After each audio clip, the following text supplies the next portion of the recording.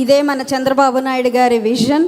మరి విధ్వంసం నుంచి వికాసం వైపు అను తీర్మానాన్ని బలపరిచేందుకు సీనియర్ నాయకులు తన మాటలతోనే ప్రత్యర్థుల నోట మాట లేకుండా చేసే వ్యవసాయ శాఖ అమాత్యులు కింజారపు అచ్చెన్నాయుడు గారిని సాదరంగా ఆహ్వానిస్తున్నాను.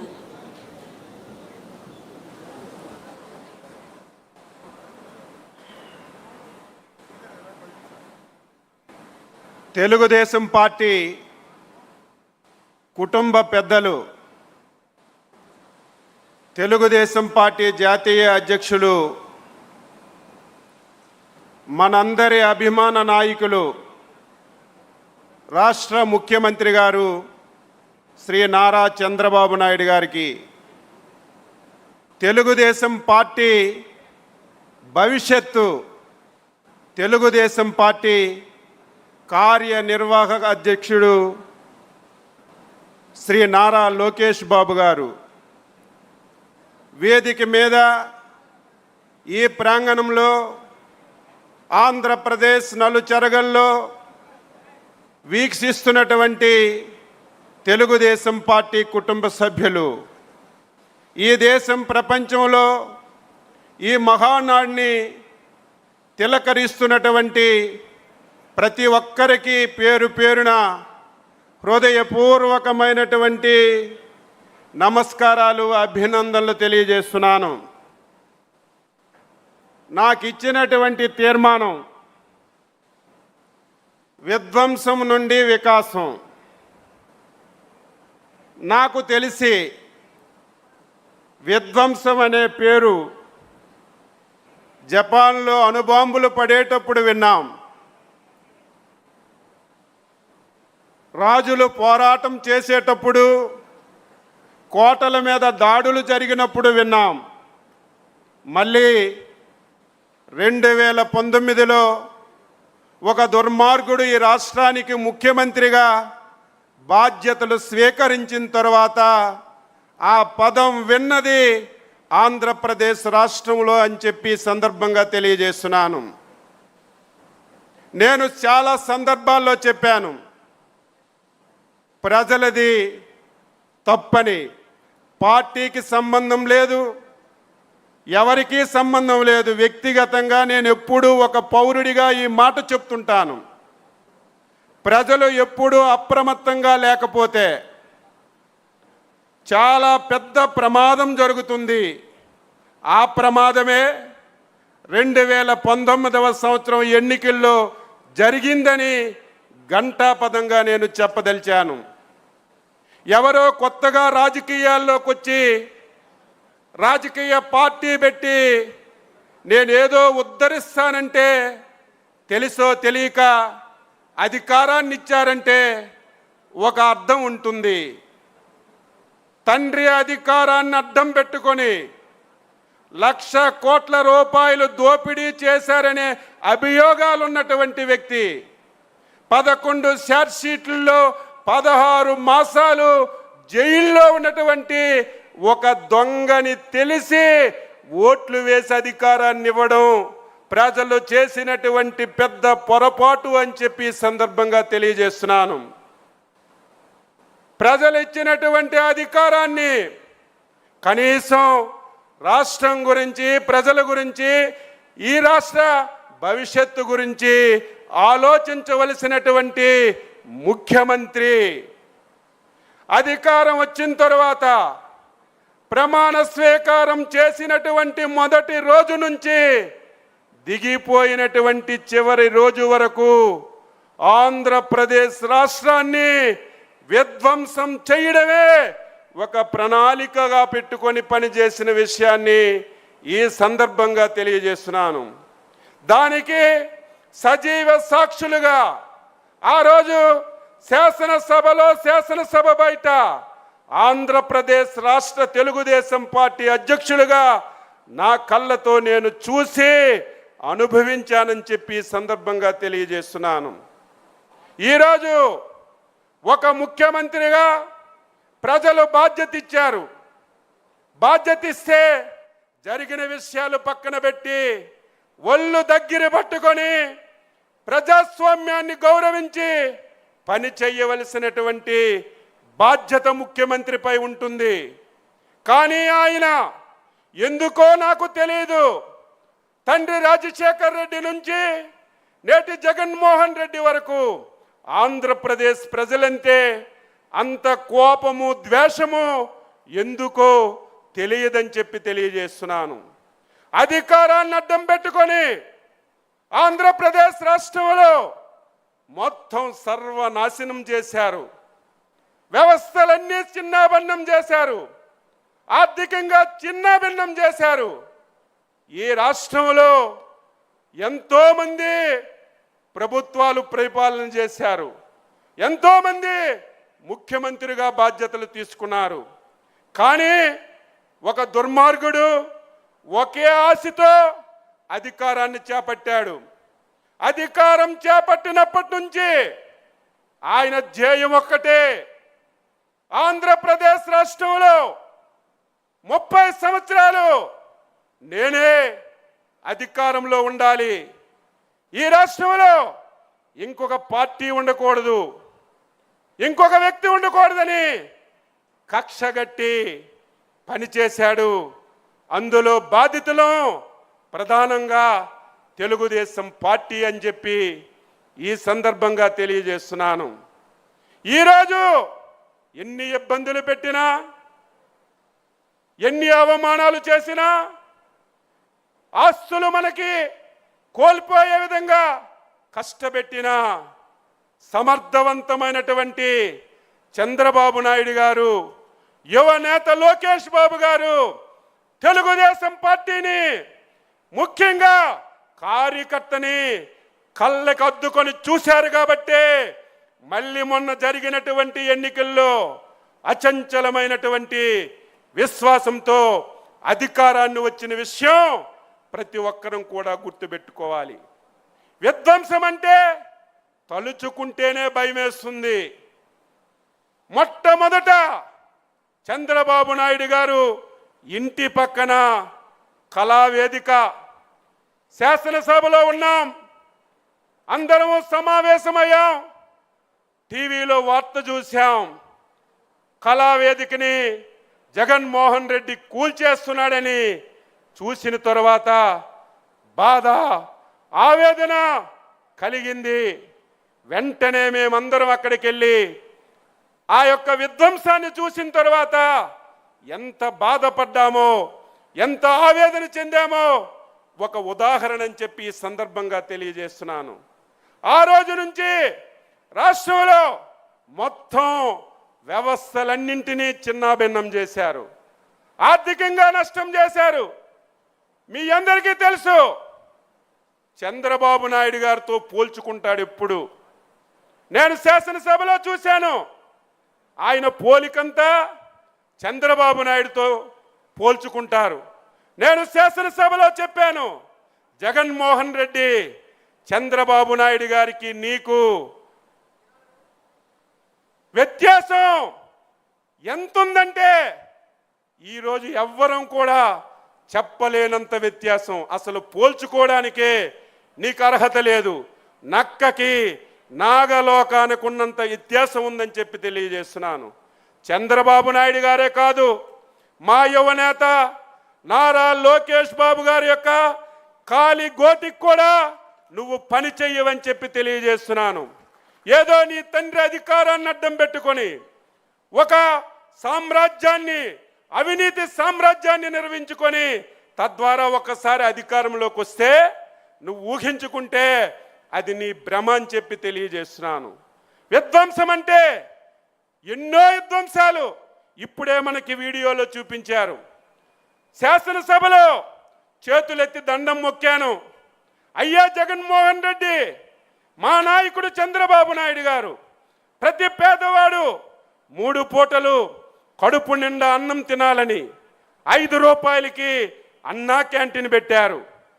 మీరు ఎత్తేస్తున్నారు, మీకు చేతులెత్తి దండం పెడుతున్నాను. మా పేరు పెట్టడం ఇష్టం లేకపోతే మీ తాత పేరు పెట్టుకో, నీ తండ్రి పేరు పెట్టుకో. ఆ 2 పేర్లు ఇష్టం లేకపోతే నీ పేరైనా పెట్టుకొని పేదవాడి కడుపు నిండే ఆ పథకాన్ని ఎత్తొద్దని నిండు శాసనసభలో చేతులెత్తి జోడించి దండం మొక్కినా కనికరకం లేకుండా ఆ పథకాన్ని ఎత్తేశాడు. నేను చూశాను, రాజకీయాల్లోకి వస్తారు, అధికారంలోకి వస్తారు, ప్రజాస్వామ్యబద్ధంగా. అధికారం అంటే ఎవరికి శాశ్వతం కాదు. ఒకరు అధికారంలో ఉంటే మళ్ళీ అధికారంలోకి ఇంకొకరు వస్తారు. కానీ గత ప్రభుత్వాలు చేసినటువంటి మంచిని ముందుకు తీసుకెళ్ళాలి. ఒకవేళ నీకు ఇంకా ఏదైనా సరే కొత్తగా చెయ్యాలంటే ఆ పథకాలు అమలు చేయడానికి ప్రయత్నం చేయాలి. కానీ 5 సంవత్సరాలు జరిగింది ఏమిటంటే, ఇది చంద్రబాబు నాయుడు గారు చేశారు. ఇది అమలు జరిగితే పేరంతా చంద్రబాబు నాయుడు గారికి వస్తాదని 2014 నుంచి 19 వరకు చంద్రబాబు నాయుడు గారు చేసినటువంటి ప్రతి దాని మీద విధ్వంసం చేసిన విషయాన్ని ఈ సందర్భంగా రాష్ట్ర ప్రజలకు గుర్తు చేస్తున్నాను. అమరావతి రాజధాని, పోలవరం, చాలా మంది మాట్లాడారు పరిశ్రమల గురించి. నేను ఒక సందర్భంలో మీ అందరికీ మీ ద్వారా రాష్ట్ర ప్రజలకు తెలియజేస్తున్నాను. ఏ రాష్ట్రమైనా అభివృద్ధి జరగాలంటే, ఏ దేశమైనా అభివృద్ధి జరగాలంటే పరిశ్రమలు రావాలి. పరిశ్రమలు వస్తే రాష్ట్రానికి ఆదాయం వస్తుంది. ఆదాయం వస్తే ఆ ఆదాయాన్ని పేదవాడికి, సంక్షేమానికి, అభివృద్ధికి ఇవ్వడానికి అవకాశాలు ఉంటాయి. దుర్మార్గుడు 5 సంవత్సరాలు ఈ రాష్ట్రంలో ఒక్క పరిశ్రమ అంటే ఒక్క పరిశ్రమ తేలేదు. ఉన్న పరిశ్రమల్ని పూర్తిగా ఈ రాష్ట్రం నుంచి వెళ్ళగొట్టే కార్యక్రమాలు చేశారు. మీరు, నేను, అందరం ఎన్డీఏ పార్టీలు ఎలక్షన్లలో మాటిచ్చాం, రేపు మాకు అధికారాన్ని ఇవ్వండి, అందులో మన యువనేత ఈ రాష్ట్రమంతా తిరిగి యువతలకి చైతన్యపరిచి రేపు మా ప్రభుత్వం వస్తే ఈ రాష్ట్రానికి పరిశ్రమలు తెస్తాం, 20 లక్షల మందికి ఉద్యోగాలు ఇస్తామని బల్లగుద్ది మనందరం చెప్పాం. ప్రజల ఆశీర్వాదంతో అధికారంలోకి వచ్చాం. ఇచ్చిన మాట నిలబెట్టుకోవాలి. 20 లక్షల ఉద్యోగాలు ఇవ్వాలంటే పరిశ్రమలు రావాలి. పరిశ్రమలు రావాలంటే గత 5 సంవత్సరాలు ఎవరైనా సరే ఈ రాష్ట్రానికి రమ్మంటే, ఈ రాష్ట్రంలో వచ్చి పరిశ్రమ పెట్టమంటే మీ రాష్ట్రానికి ఒక దండమని పరిగెట్టినటువంటి పరిస్థితులు మన కళ్ళ ముందు చూశాం. మళ్ళీ ఈ రాష్ట్రంలో పరిశ్రమలు తీసుకురాగలమా, మళ్ళీ 20 లక్షల ఉద్యోగాలు ఇవ్వగలమని నేను కూడా ఆందోళన చెందాను. అయితే ఈ రాష్ట్రం అదృష్టం, సమర్థవంతమైన నాయకుడు, ఈ రాష్ట్రానికి ఒక brand ambassador CBN Chandrababu Naidu గారు అని చెప్పి మీ అందరికీ తెలియజేస్తున్నాను. దానికి తోడు యువకుడు, విద్యావంతుడు, దేశ ప్రపంచాల్లో అన్ని విషయాలు తెలిసినటువంటి నారా లోకేష్ బాబు గారి యొక్క సహకారం, పవన్ కళ్యాణ్ గారి యొక్క తోడ్పాటు, ఈ 24 మాసాలు ప్రతి ఒక్కరం మాట్లాడాలి. ఈ దేశంలో, ప్రపంచంలో ఎన్నో రాష్ట్రాలు ఏర్పడ్డాయి. స్వతంత్ర భారతదేశంలో ఎన్నో రాష్ట్రాలు ఉన్నాయి. కానీ 24 మాసాల్లో 24 లక్షల కోట్లు ఈ రాష్ట్రానికి పెట్టుబడి తెచ్చి 24 లక్షల మందికి ఉద్యోగ ఉపాధి అవకాశాలు వచ్చే విధంగా చేశారంటే దానికి కర్మ, కర్త, క్రియ మన నాయకుడు చంద్రబాబు నాయుడు గారని ఈ సందర్భంగా మీ అందరికీ తెలియజేస్తున్నాను. ఈరోజు మనందరం అప్రమత్తంగా ఉండాలి. సమయం లేదు, చాలా విషయాలు చెప్పాలి, కానీ సమయం మనందరం చూసుకోవాల్సినటువంటి అవసరం ఉంది. కాబట్టి కొన్ని విషయాలే మీ అందరితో చెప్తున్నాను. ఈ 24 మాసాల్లో ఎవరైతే జగన్మోహన్ రెడ్డి విధ్వంసం చేశారో మళ్ళీ అన్ని వ్యవస్థల్ని గాడిలో పెట్టాం. ఆగిపోయిన ప్రతి పన్ని శరవేగంతో ముందుకు తీసుకెళ్తున్నాం. అమరావతి శరవేగంతో ముందుకెళ్తుంది. ఎవరికైనా సిగ్గుండాలి, ఎవరైనా మాట్లాడితే అసహించుకుంటారని జ్ఞానమైన ఉండాలి. కానీ గొడ్డల పార్టీ అధ్యక్షుడికి ఆ సిగ్గు లేదు, ఆ జ్ఞానం లేదు. అధికారంలోకి వచ్చినంత వరకు రాష్ట్రానికి అమరావతి రాజధాని అని చెప్పావు. అధికారంలోకి వచ్చిన తర్వాత ప్రజల మధ్యన, ప్రాంతాల మధ్యన తగవు పెట్టి 3 రాజధానులు అన్నావు. 3 ప్రాంతాల్లో మొన్న జరిగిన ఎన్నికల్లో నీ పార్టీకి కర్ర కాల్చి వాత పెట్టిన సిగ్గు లేకుండా కనీసం క్షమాపణ చెప్పి నాది తప్పయిందని ఒప్పుకుంటాడు అనుకున్నాను. కానీ మళ్ళీ మొన్ననే కేంద్ర ప్రభుత్వం పార్లమెంటులో, రాజ్యసభలో ఈ దేశంలో ఉన్నటువంటి అన్ని పార్టీలు ఆంధ్రప్రదేశ్ ఏకైక రాజధాని అమరావతిని చట్టం చేసిన తర్వాత కూడా మావిగనని చెప్పి మళ్ళీ మన మధ్యన మాట్లాడుతున్నాడంటే ఆ గొడ్డల పార్టీ అధ్యక్షుడికి ఏమనాలో అర్థం కానటువంటి పరిస్థితి అని చెప్పి తెలియజేస్తున్నాను. పోలవరాన్ని గాడిలో పెట్టాం.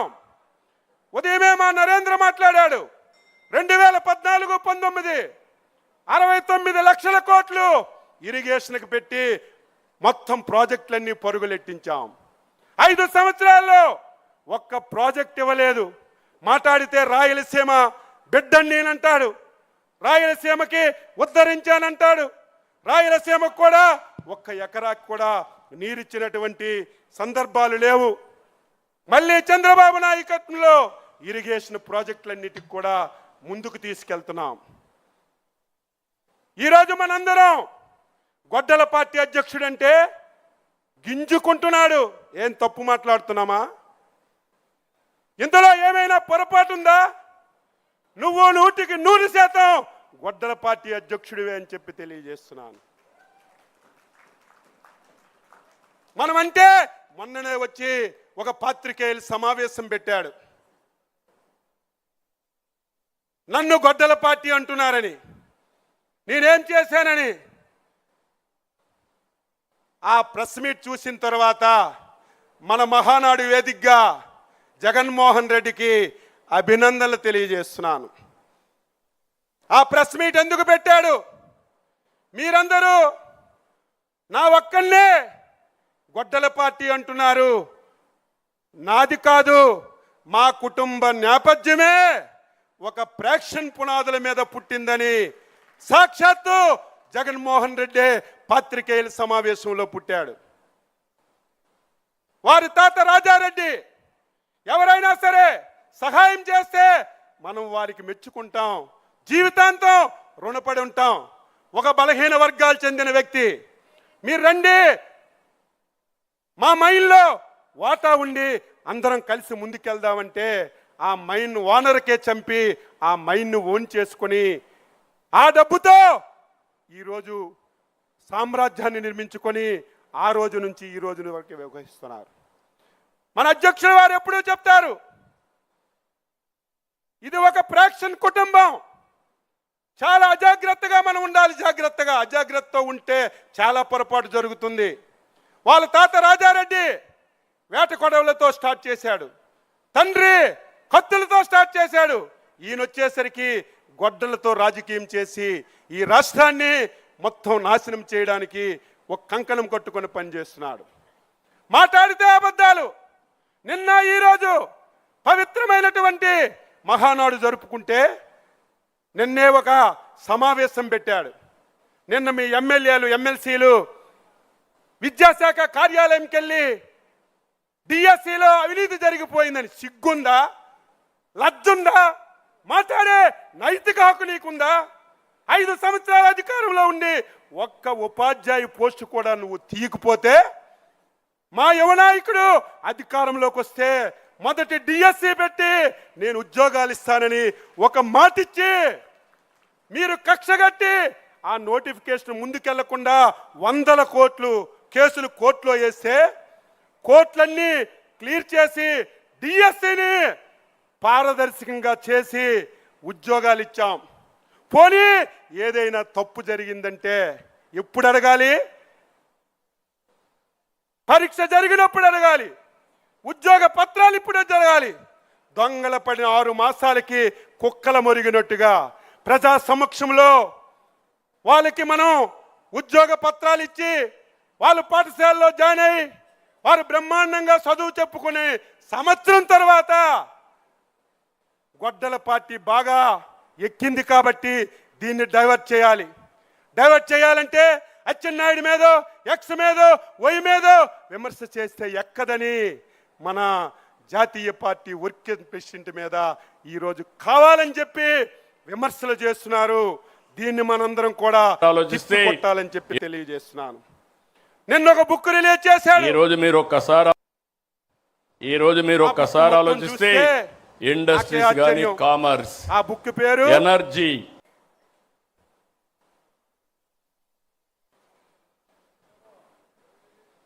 వెన్నుపోటు.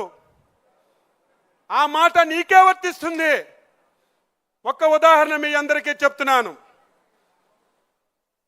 జగన్మోహన్ రెడ్డి కుటుంబం ఏ విధంగా ఉండేదో మీకు తెలుసు.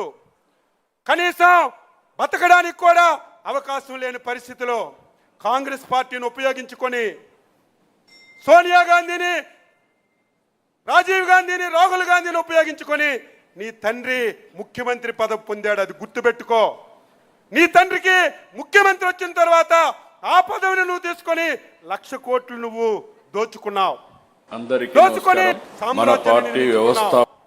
నువ్వు నీ తండ్రి చనిపోయిన తర్వాత ముఖ్యమంత్రి లేదని కాంగ్రెస్ పార్టీని వదిలేవు అని చెప్పి మీ అందరికీ తెలియజేస్తున్నాను.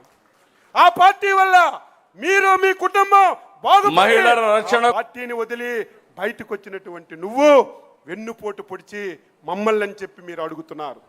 ఈరోజు ఎలక్షన్ మేనిఫెస్టో గురించి మాట్లాడుతున్నాం. ఏముంచావు ఈ రాష్ట్రంలో?